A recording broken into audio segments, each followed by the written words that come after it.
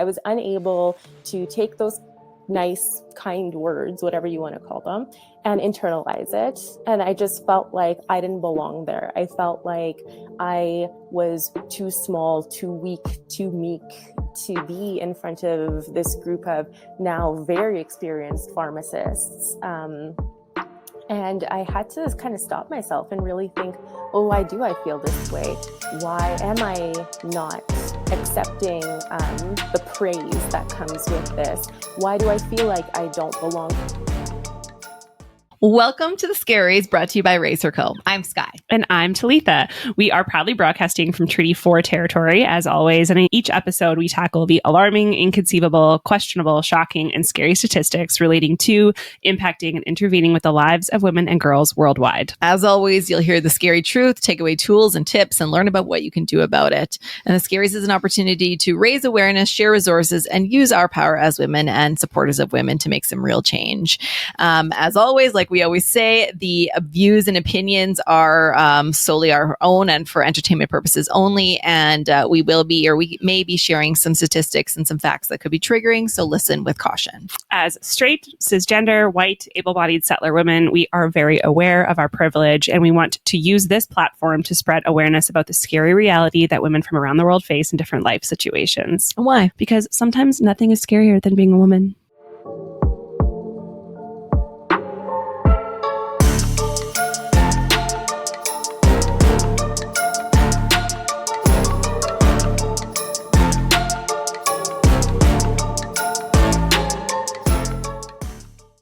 Hello, Scaries fam. Welcome back. We hope you had a good week. As always, we're excited to share this week's episode with you, as it's the first of a few in a series of projects from our mentorship program that we've co-founded alongside a local organization and club at the university called the U of R Champions of Change Club. So for the last 3 years, we've been running this free project-based intergenerational mentorship opportunity that has paired women and gender diverse individuals and post-secondary students or new professionals aged 18 to 25 with other women or gender diverse individuals who are professionals working in their fields for many years, and they're over the age of 25. And the goal of that, pairing those two groups, is to really help foster leadership skills and enhance the ability for local organizations, of which the professionals come from, to better support, recruit, and adapt to the needs of the leaders of tomorrow. So essentially, they're working together as a team, using reciprocal mentorship, mentoring each other to solve a problem in our community. This has been a really fun partnership for us, as the projects are always extremely diverse and the outcomes are really out of this world, like very, very creative. Very awesome. Yeah.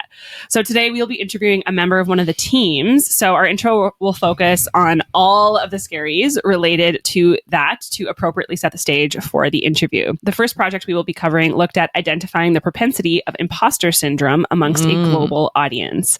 The purpose of this work will be to work through a running hypothesis that people who identify as female or non-male experience imposter syndrome at higher rates than those who identify as male. The point thereafter will be to underline the importance of making this matter a public issue that is talked about and to gather evidence that this is a systemic problem that requires identification and resolution. So totally up our alley if you think about what we're all about. And we're super excited to chat about this because this is something we all identify with personally. And so really at no other time in history have women achieved more economic power and enjoyed greater professional success than now. Woohoo for us. Yay, we did it. So despite a stubborn wage gap, women are beginning to outpace men educationally and professionally by as early as 5 years old. Girls are 14% more likely to be school ready than boys. Interesting enough. The gap persists into adulthood, where 46% of women between the ages of 25 and 34 hold bachelor's degrees compared to only 36% of men. Yet despite their growing list of professional accomplishments, women report greater uncertainty about their abilities. Many successful people like Michelle Obama and Sheryl Sandberg have admitted to feeling like imposters. They believe that they get their prestigious positions not because they earn them, but because of luck or oversight. And I can totally identify with this. Same. I'm not on the lines with Michelle Obama or Sheryl Sandberg, but I can identify. We're close. So even though they're objectively successful, they struggle to believe in their achievements and fear being exposed as frauds. This feeling is called imposter syndrome or the imposter phenomenon. And research shows it can harm people's mental health and career progress. And although the findings are mixed regarding gender differences in imposter feelings, both in academic literature and in popular media outlets, the imposter phenomenon is often linked to women and members of ethnic minority groups. So let's define this bad boy, shall we? Imposter syndrome or imposter phenomenon, we will use these terms interchangeably for this episode, so just get used to it, is a term that was coined in 1978 by psychologists Pauline Ross Clance and Suzanne Imes, and is loosely defined as doubting your abilities and feeling like a fraud. But in order to understand where we are and where we are going, we need to know where we started. So let's jump back a few years to 1973. Our girly pops, Pauline and Suzanne, spent 5 years talking to more than 150 successful, quote unquote, women, people that they saw successful, students and faculty members at several universities, professionals in fields including law, nursing, and social work. Then they wrote a paper titled The Imposter Phenomenon in High Achieving Women, Dynamics and Therapeutic Intervention. In it, they found that many accomplished women often doubt their abilities, feeling like they've fooled everyone around them into thinking they're competent. This realization came from observing similar feelings in each other and their students, which they had experienced for years. At first, the paper kept getting rejected. Like, imagine the imposter syndrome feelings you'd feel. Jeez. It was eventually published in 1978 in the journal Psychotherapy, Theory, Research, and Practice. The paper really became popular, almost like an underground zine. Over the years, Pauline and Suzanne noticed more and more people embracing their concept. And by 1985, Pauline even wrote a book called The Imposter Phenomenon and developed an official scale for researchers to use, which actually the project that we're going to talk about uses a loose version of that. Yeah. But it wasn't until social media became popular that the idea really took off, now known as imposter syndrome. But here's the thing. Labeling it as a syndrome might not be entirely accurate. Depicting the phenomenon as a syndrome gives the impression that individuals who experience it are patients who have a mental problem, which is highly problematic as it implies a medical model of dysfunction within the individual. Pauline herself suggested calling it the imposter experience or the imposter phenomenon because it's not a mental illness. It's a common human feeling, much like stress, right? Everyone feels it. It's just naming it. Yeah. And it's not just on the individual to deal with it. Saying women suffer more from imposter syndrome puts a lot of pressure on them specifically to fix it. This is so similar to the argument of like women suffer from sexism or Indigenous people suffer from racism. Like, no, you are sexist or you are racist, and it's not on them to fix it. It's on our society as a whole to fix it. Right. So the big part of feeling like you don't fit in actually comes from how workplaces are set up. This is an underlying issue. One argument we came across actually says capitalism needs us all to feel like imposters because feeling like an imposter ensures we'll strive for endless progress, work harder, make more money, try to be better than our former selves and the people around us. Girl bossing, really hard hustle. Right. Yeah. So instead of seeing it as just a problem some individuals has, it's important to remember that imposter syndrome is often a response to a negative situation, work culture, or environment. Yeah, exactly. So sure, there's plenty of advice out there telling women to be confident and believe in themselves. And while that's good, it doesn't address the bigger issue, the biases and unfair practices in many workplaces that make women doubt themselves in the first place. Even if women work hard and try to overcome those feelings, they can still face discrimination and unequal treatment. Just look at the gender pay gap. One very small example. And this problem is even more pronounced for women from equity deserving groups. So Indigenous women, 2S LGBTQIA plus folks, and racialized women and newcomers. Despite their qualifications, they often face even greater barriers to success. And I know we've covered this in many episodes already. It's a common theme. In short, feeling like an imposter isn't just about individual insecurities. It's about systemic issues in the workplace. Everyone from HR to company leadership has a role to play in creating an environment where individuals feel valued and have an equal chance to succeed. It's about changing the way we think about who belongs in the professional world and making sure everyone has a fair shot at success. So let's get into the statistics, shall we? 1 in every 3 workers often doubt their professional abilities or achievements. More specifically, 55% of young women feel not good at their job at least once or twice a week, compared to 46% of young men. Leading into college educated women, 51% of them report feeling like they are not good at their job at least once or twice a week, compared to 39% of women with some college education and 41% of women with a high school education. And a study conducted by KPMG in 2023 found that 75% of female executives across different industries have dealt with imposter syndrome during their careers. Ugh. I believe it. It even goes to like applying for jobs, right? Women don't apply when they don't hit all the criteria versus men do when they hit like 50%. Yeah. Totally understand. Despite their education and training, many women struggle to feel confident in their abilities and often resort to working long hours to prove themselves. Various factors contribute to this, including personal experiences like family dynamics in the workplace environments, lacking relatable role models, discriminatory remarks, and a lack of supportive feedback exacerbate these feelings of inadequacy. Additionally, gender disparities in pay, with women typically earning less than men, further reinforce the sense of inequity. As the stats and research show, imposter syndrome can impact women at any stage of her life. And here to chat a bit more about findings around imposter syndrome, specifically in their mentorship project, is Dr. Negar Golbar. Hi. So first, before we share a bit more about Negar, we are going to share about Negar's partner in this project who couldn't make it today. So Darby Graham-Rowe is in her 4th and final year of her undergraduate degree, majoring in psychology for her Bachelor's of Science with the hopes of pursuing medical school at the University of Saskatchewan this fall. Coming out of this degree, she has a new appreciation for the diverse cultural backgrounds that appear across Saskatchewan. Her father was born in Jamaica, and her Caribbean heritage has always been one of the most important aspects of her life. Yet it wasn't until she took some cross-cultural psychology classes that she considered how much our society expects us to tone down our cultural differences. This led to her personal investigations of how societal pressures affect the mental health and well-being of equity-deserving groups. So that's Darby in a nutshell. Very interesting lady.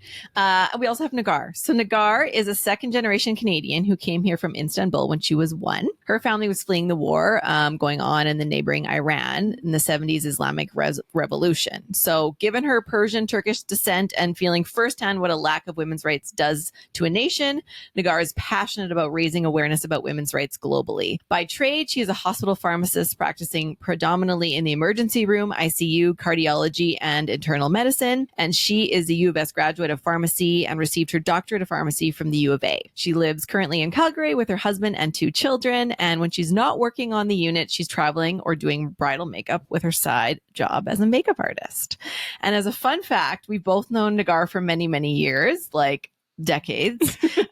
We grew up as young children together in Regina. So yes, we're very happy to have her, and it's super special for us to have her on the line with us today. Welcome again. Hello. So glad to be here. So first, what we always do with our guests is some rapid fire questions to get the juices flowing. So to start, best piece of advice you've ever received? My best piece of advice has to be you don't need to necessarily compete with others to make your own work stand out. And that's what I gained from learning makeup artistry, because of course it's a business and there's one of you and you kind of need to make some sort of headway into the game. Like, it's not an easy game to get into, and you have to gain everybody's trust. It's an art, so it's a style. So people could not like your style, and that could hurt you very, very deeply because you're like, oh, this is my art. But at the end of the day, when it comes to getting clients, there's that whole do you backtalk other people to create more clout for yourself? And the answer is absolutely no. You don't have to develop any kind of competition with anybody else. Let your work speak for itself. Right. Yeah. If you do good, people come to you. Absolutely. Totally. Yeah, that makes perfect sense. There's room for everybody. Yeah. Totally. And so Darby shared her answer. She's not with us today because she is actually working, but she shared her answers as well to these questions. So I'll give her a shout out. Her answer, her best piece of advice ever received, was that her dad used to tell her one thing when she was walking out the door to school every morning, and it was to think good things, say good things, and do good things.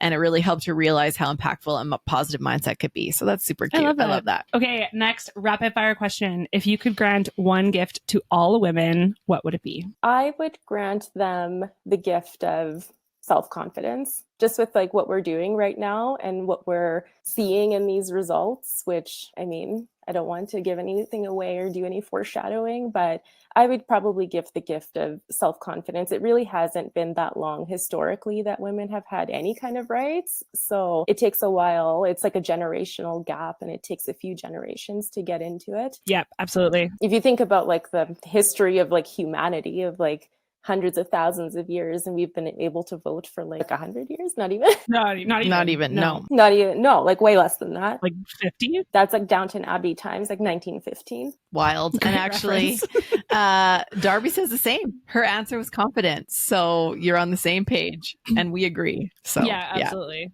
Okay, last question is, what is your scary?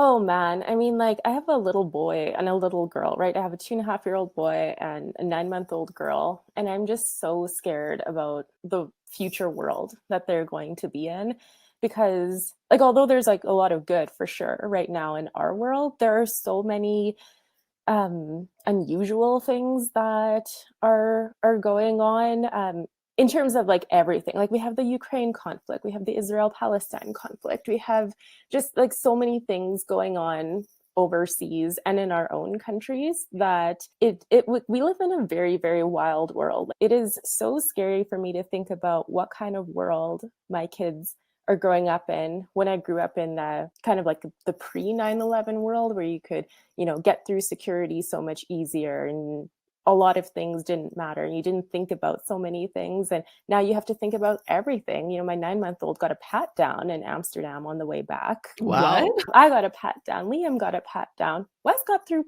just fine. Interesting.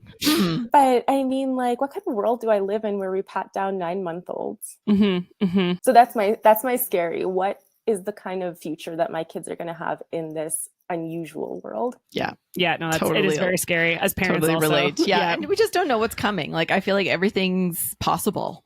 Yeah. Right? Like, is it going to be a pandemic again? Is it going to be who knows what? The rights added, rights taken away from women and individuals. It's just, you never know from day to day. Yeah. For sure. I mean, like, what have we lived through? We've lived through recessions. We've lived through anti-abortion laws. Like, we've lived through like World War 7, 8, 9, 10.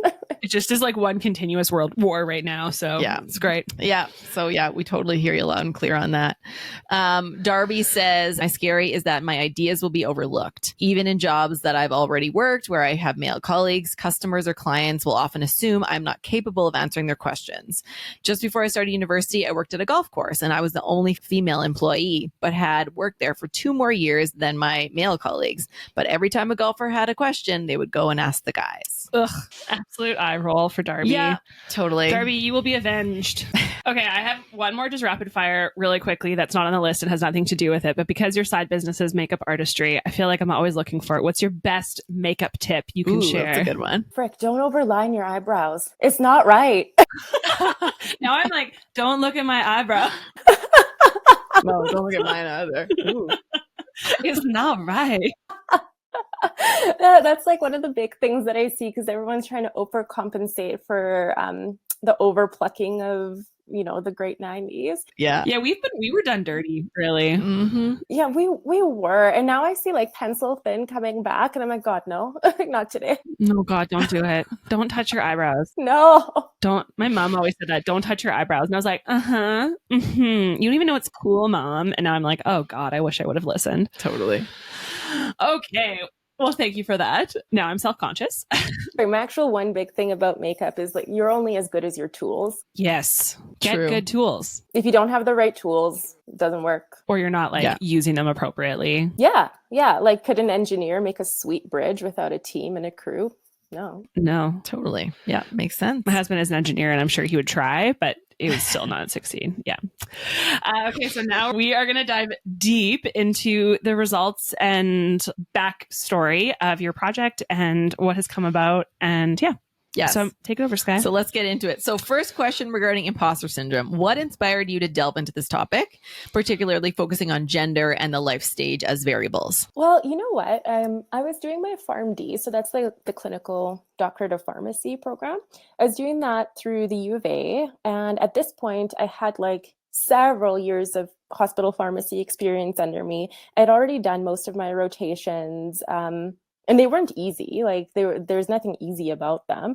So at that point, I was like a very knowledgeable person, and I'm not afraid to say, like, I'm good at what I do. I'm quite good at what I do. But I had taken on this new rotation that was more of like leadership and less so clinical, and it required me to speak about some sort of assessment that had occurred within Alberta Health Services for pharmacists, and I had to go speak to these pharmacists as cohorts at one of the hospitals here, and I had to speak to all of them, and I was quite nervous to go in. And even after my first session, people were telling me that I did really well, and I was showing very classic signs of imposter syndrome.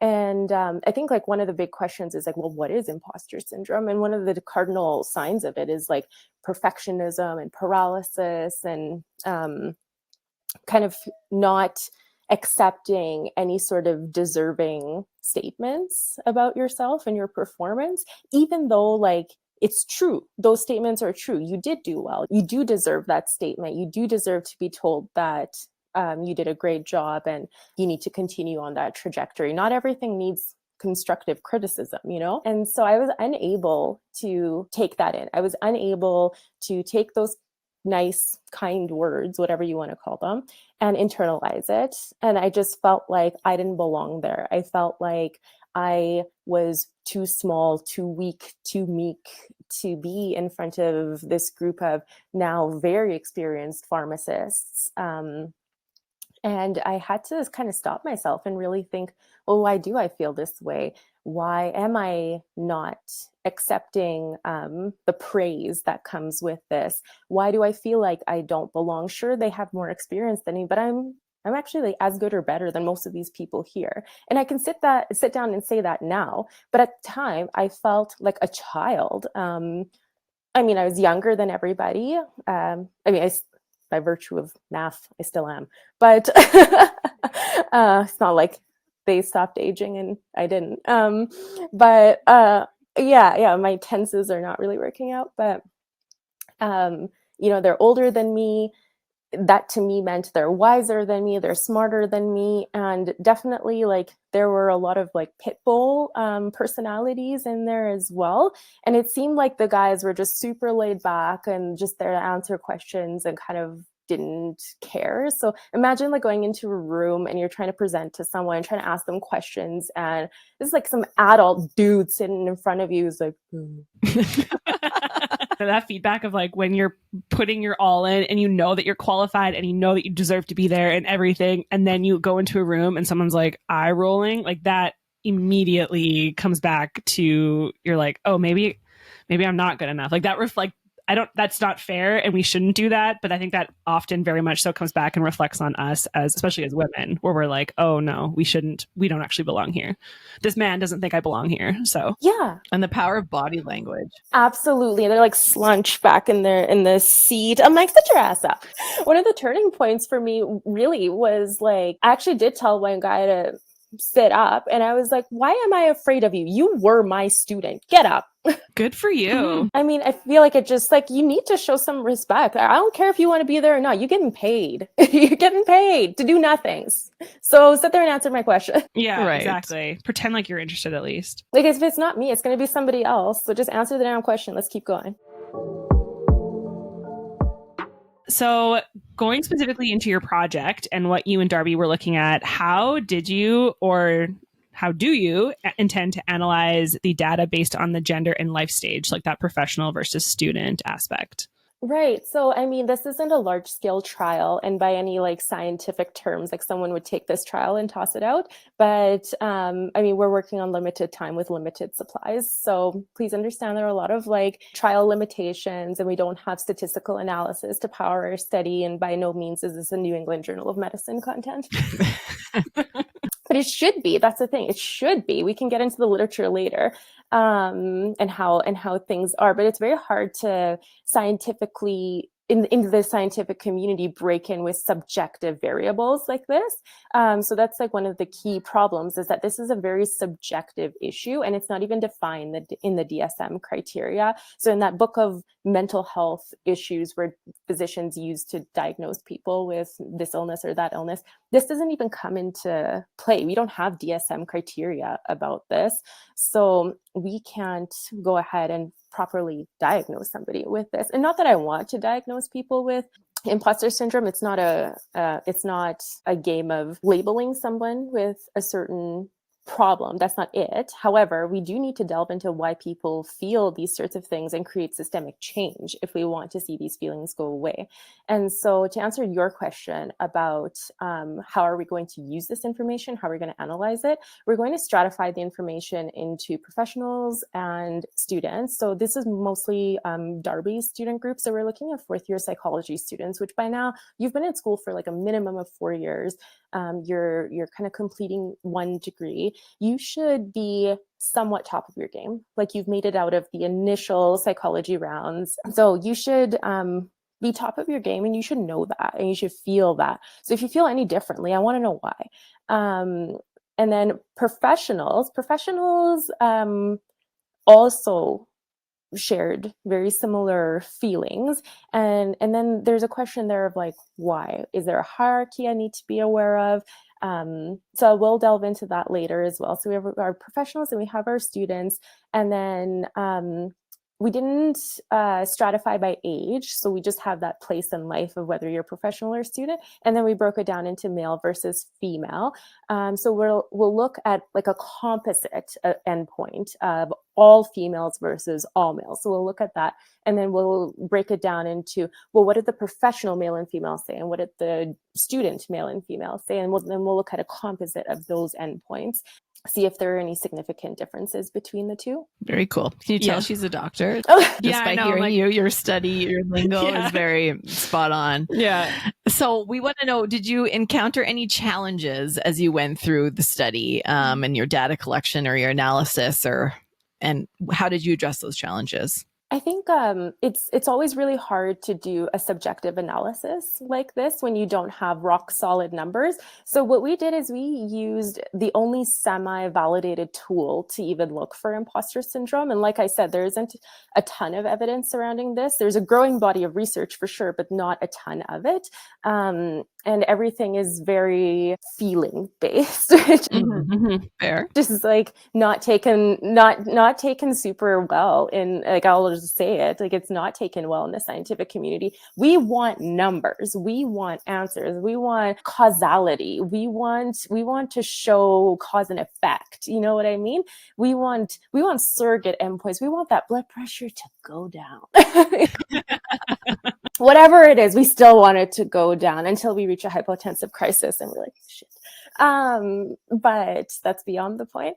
So like, it's really hard to navigate this sort of literature because A, there's really not a ton to fall back on, and B, there isn't a good way of mathematically quantifying a qualitative analysis. You're quantifying, you're putting numbers to feelings. That's really hard.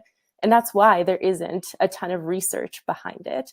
How do you numerically define feelings and then come up with some sort of strategy to make them palatable to the average person? So that's our biggest challenge right now. And the only way we can do that is take these numbers on this scale. So we have an abbreviated version of the Clance imposter phenomenon scale, which has 10 questions, and it's a scale of 1 to 7, with 4 being like, I sometimes feel this way. And, you know, the questions are like, I am able to take positive feedback, you know, that kind of thing. I am able to internalize positive feedback. And that was like one of the questions that had the most diverse answers between men and males and females. Just to give you a little bit of insight, that was one of our questions that had like the greatest difference between scoring systems. And then at the end, we did ask one question that was, well, we'd ask them if they were a student or a professional, so we can stratify them. And then we also asked, do you feel like your gender played a role in how you feel? I'm not going to reveal those answers yet. Ooh. You're like leaving us keeping us on the hanging. edge. I think that even like all of the different aspects that you said that obviously qualify someone's experience. There's even like your cultural upbringing and how like men and women are viewed, and even just like your own personality and like if you're extroverted or introverted. And I know that like just reading on this research, there's so many different aspects too. So it must have been so incredibly hard to put people in a place and look at it. But also these, like, I know they call this like soft science, like the soft, like psychology is like a soft science and all that kind of stuff. But so important to understand what motivates people and how they move forward and how they move through the world and how they impact other people and then how that impact relates into other people's lives. Totally. What preliminary findings or insights did you expect to uncover regarding the prevalence of imposter syndrome among different demographic groups? Well, I mean, every fantastic grade 4 science project needs a solid hypothesis, right? God, I sound like Miss Frizzle. Honestly, it's amazing though. I need to stop watching Magic School Bus, but never. But I mean, we went in with the hypothesis of we think that likely females are going to be higher afflicted than males. And if you look at any existing literature out there, it'll tell you the same thing. It'll say that it is females who are very academically driven, or specifically, and I don't really know why, but in healthcare. Weird in healthcare.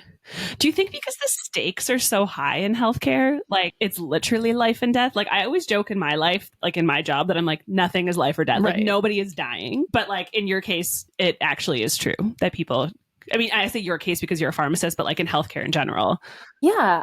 So I do think that plays a role in it for sure. However, I'll tell you what, the statistics are changing around that. So if we were to do a statistical analysis right now on how many chairs in med school are dominated by females, it's approximately over half. And so there are like a lot of reasons why women choose to enter or not enter the medical field in terms of being a physician. Most people historically have gone into nursing, right? So we see, when I say nurse, you're going to think of a female, a woman. Yeah. Oh yeah.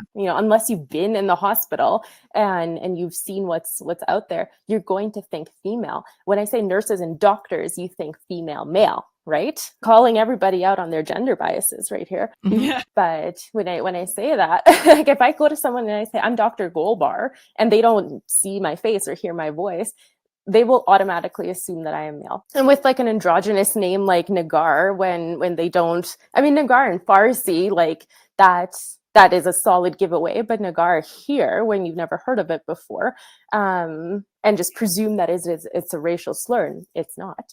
No. It's a very beautiful name. Oh, thank you. But if I say, hi, I'm Dr. Golbar, just on paper, Dr. Negar Golbar, you think I'm a dude. And then I come in with my flowing hair and prove you otherwise. Historically, medicine has been a male-dominated field. There are still fields in medicine that are very much so male-dominated, and that's orthopedic surgery or general surgery. Cardiology is really shifted towards females, I'm happy to say. And internal medicine is like largely female-based. I think I have more friends and more colleagues that are females in internal medicine than males right now. Yeah, so it is like hugely shifting, but because it's been so male dominated, that I think female colleagues feel like they still need to prove themselves. And like hilariously, we still have a hospital, I believe it's in either Calgary, Red Deer, or Edmonton, like one of our cities here in Alberta, where the signs for the toilets are not male and female, it's doctor and nurse. Oh, what? That's so weird. Yeah, like there is one hospital. I think that's still in standing. I think this hospital is still standing, or rather, this was a thing. If it's not a thing right now, it was a thing where the toilet water closet logos were physician, nurse. That's so weird. Yeah. So when you come from a background like that, it's like, So it wasn't just like only doctors can use this. yeah. Like it was so male dominated that it was like, okay, well, doctors on this side, nurses on this side. What kind of segregation is that? Exactly. Right? Honestly. Man, oh man. So, okay, next question. Can you share any research or literature that supports the hypothesis that people who identify as female and non-male may experience imposter syndrome at a higher rate? I mean, you kind of shared a little bit about kind of why you thought, but is there any other literature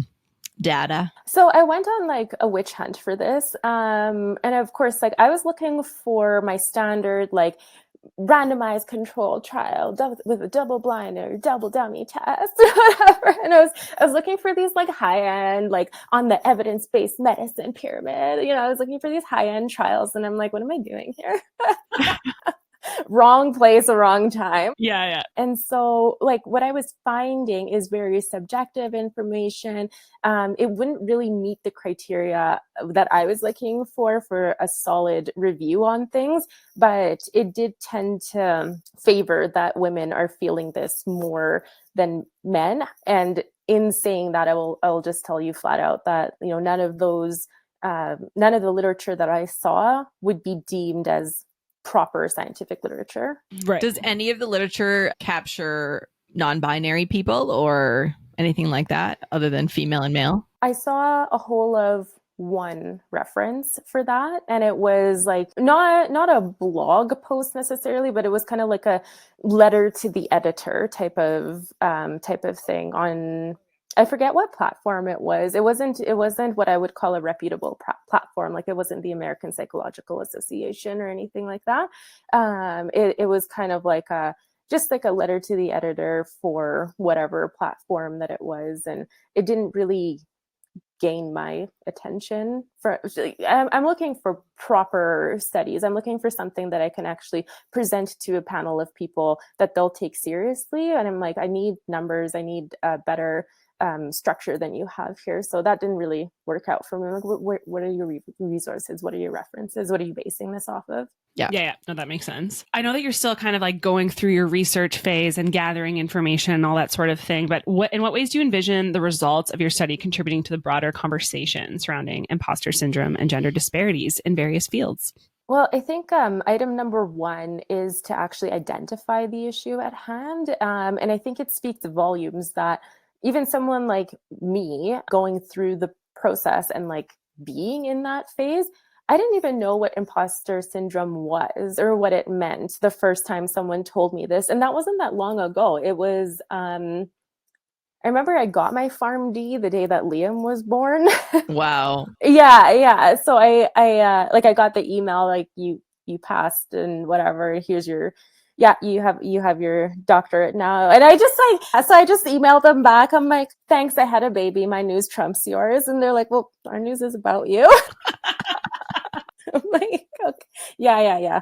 Point taken. And so anyway, like I'd finished my rotations maybe like 3 or 4 months prior. So this is 2021 we're talking about. So about 3 years ago.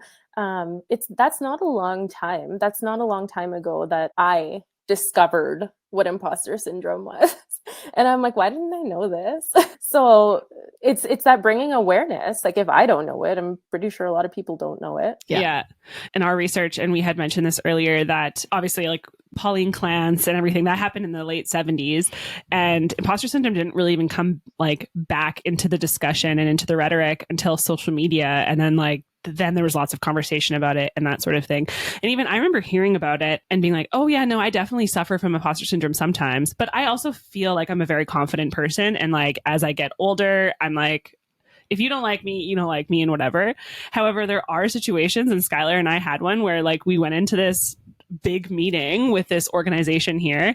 They invited us in and then just like bombed us with questions about why we were qualified to talk about like women's issues. This man was asking us this and was saying, what makes leadership? What makes you qualified to talk about women's issues and leadership and like everything else? And like in that moment, I've never felt like such an imposter in my entire life. And I was like, well, and then afterwards, Skylar and I had to have this like decompressing conversation about it. She felt the same way. Yeah. Like it was it was such an eye-opening experience of like, you know, I can present so confident in everything else, but then there are, and it's someone else making me feel this way. It was just this impression of like, well, because, you know, you don't have a doctorate in like EDI. And I was like, well, no one has a doctorate in EDI. It doesn't exist yet, I don't think. Yeah, like it was such a terrible feeling. And then like we felt like we had to like qualify ourselves so much more afterwards. And yeah. Anyways, I mean, I feel like karma got that person anyway, so that's okay. But I think the biggest thing is how discounted lived experience is in our journeys, right? You always think we need these number of degrees or this number of letters after our name to feel like we're qualified to speak to something or be in a certain room, where lived experience is huge. And that's where a lot of our experience and our mom's experience that all captures into race or comes from. And it's hard to stand behind that because no one really values lived experience as much as they do degrees and doctorates and XYZ. So very interesting. Oh, for sure. But if anybody actually like spent the time to properly research this, you can quantitatively assess the situation. You can put numbers behind this. You can put numbers behind surrogate endpoints, behind these kind of subjective endpoints and make them into surrogate endpoints. You can do that, but it actually takes somebody to want to do that. It takes, it's kind of like herding cats or like catching butterflies, to get like the right subset. You know, like our trial has like a lot of internal bias in it when we have like, you know, a lot of the males, this is going to be kind of interesting because a lot of the males came from my cohort of people that I sent our survey out to, and I cherry picked males specifically because we were low on males. That sounds funny to say, but the world is never low on males. It wasn't raining men in our trial. Yeah, exactly. But I mean, like with the way that our population came out was like, oh, we're like 80% female dominated in this trial. And so we needed men. We need men. And I think like so probably one of you saw it on my Instagram. It was like, I need men. Lots of men for science. For science. That's it. Wes is looking at this like, who did I marry? What's happening? Yeah. So because like a lot of the male answers came from my cohort of people that I contributed, they were in the professional group. So a lot of the professional answers came from men. And I feel like you'll be surprised at their answers. And interestingly, almost every single one of them like privately messaged me to be like, why do I feel this way? Weird. The plot thickens. Yeah. Ooh, can't wait. Sort of in closing, what steps do you believe are necessary to address imposter syndrome as a systemic issue, and how might your research help catalyze those efforts? If we could take my research and Darby's research and put it into a large-scale trial and properly power it with statistical analysis to but to like show evidence supporting the fact that one, this exists, and two, it exists in abundance, then maybe our intro to work and intro to class sessions can be less about some like fluttery video on like hand hygiene. God, the AHS modules, don't get me started. Like you have to do these modules before you work for AHS, but you know, maybe that can be incorporated into your what is it called when you're like orientation, like onboarding?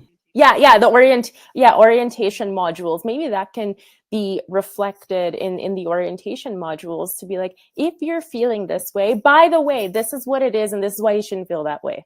You're not dumb. You're dumb if you think you're dumb. Yeah.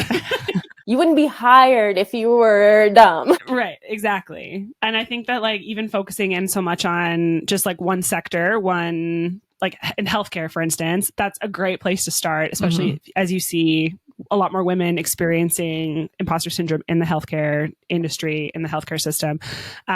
Would be really great to apply that and then like have it trickle out and incorporate it into other organizations and businesses, because employers definitely have a lot of work to do, and they are the ones that probably bear a lot of this weight as well. Yeah, for sure. I mean, like, how long have I been working? And I feel like I've gained like a few words of praise, and that's like, not that you're looking for praise, but you need some sort of like positive reinforcement. And it's like, I literally have to save someone's life in the moment to have someone be like, oh, you did okay, carry on. I guess you're pretty good. That's fine. Thanks. Yeah. Yeah. Like, you literally are in the moment of saving somebody's life. You identify a drug-related problem. It's like, oh, you have this, you're like seconds away from death because you've been using this drug at 10 times the dose you've been using. There's a power of 0 off from it. Like, and someone comes along, they're like, looks okay, carry on. Yeah. Okay, so I guess in closing, Negar, is there anything else you want to share about imposter syndrome, about women, about anything, any last little bit of tidbit of knowledge you'd like to drop? Well, I guess like it's just very, very important that not just as women, but as people who are embarking on something professional or working towards something professional, that we are able to internalize and validate ourselves and not require that validation from somebody else. And then also be able to take that positive feedback from other people and believe it, know that you deserve it, and use that to build your confidence. Because in a field like, let's say, healthcare, anything in healthcare, you really cannot walk into a situation like a code-related situation in the emergency room and be like, like seconds matter. So you need to understand and believe that what you know and the tools that you have in your toolkit are going to work for you, so that when that patient is rolled in front of you and is literally on their deathbed, you don't take 20 minutes to find a reference for something that you already know. You don't need to revalidate yourself. You have the training, you have the tools, put it into action. That person's gonna die. True. Put it into action. Incredible. Okay, well, thank you so much for being here today. Thank you so much, Negar. Cannot wait to hear about the final results of your project, which are coming up very soon. And just so you know, everybody, all the listeners, we will be sharing the projects on our website. So stay tuned on our social media. So once they're unleashed and uncovered and shared with the world, we will be sharing them with you all as well. Yes. So as we heard from Negar, combating imposter syndrome is crucial for personal and professional growth. In fact, the originators of the term, our gals, Pauline and Suzanne, argued forcefully in their study that success was not a cure. There is no cure. It's like stress. Like I said, it's something we all just need to get better at identifying, being aware of in ourselves to gain the positive skills and tools and coping mechanisms to manage it. And as mentioned, employers play a big role in creating the cultures and environments where employees have the tools or are equipped with them to better manage imposter syndrome. So what can employers do to help us? Well, research tells us that there's significant relationship between imposter syndrome and self-reported conflict managing work-life balance among affected employees. Studies found that this relationship was minimized if employees perceived that they were given greater organizational support. Weird. So as a result of the pandemic, we're actually seeing more employees who are working from home more often, and as a result may feel less supported by their supervisors and managers because they don't have that day-to-day interaction. Yeah, that makes sense.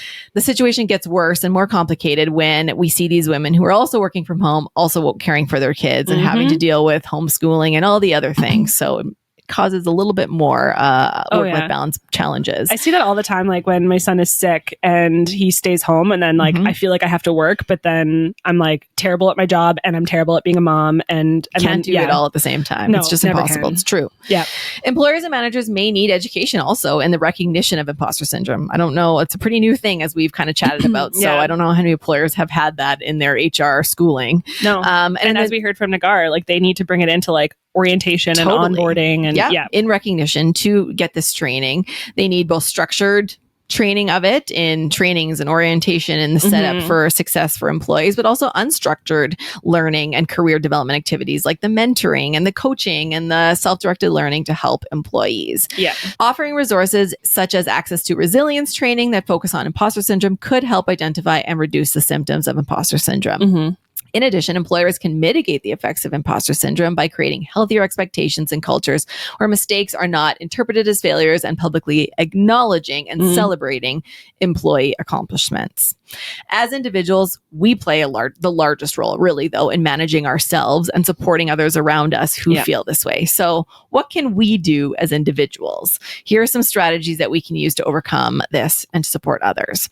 The first is acknowledge and normalize feelings, kind of like we talked about. Just understand this is a common experience, much like stress, and it's not a reflection of your mental health or your actual capabilities or a clinical diagnosis.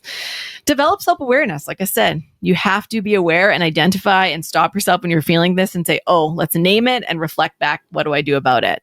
Set realistic goals. Break down larger goals into smaller chunks and try to achieve those tasks one at a time. The next would be to create a supportive network. So surround yourself with individuals who uplift and encourage you, whether it be a mentor, a confidant, whatever. Our research shows that actually having a friend in the workplace is associated with lower feelings of imposter syndrome, especially among women.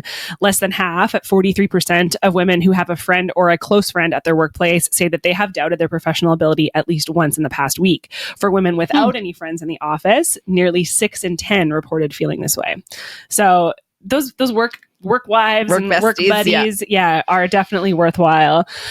Next is practice self-compassion. So be kind to yourself and recognize that everyone makes mistakes, but also treat yourself with the same level of understanding and forgiveness that you would extend to others. And last is challenge stereotypes and biases. As always, challenge these societal norms and stereotypes that may contribute to imposter syndrome and advocate for diversity and inclusion to create environments where everyone feels welcomed and valued and acknowledged.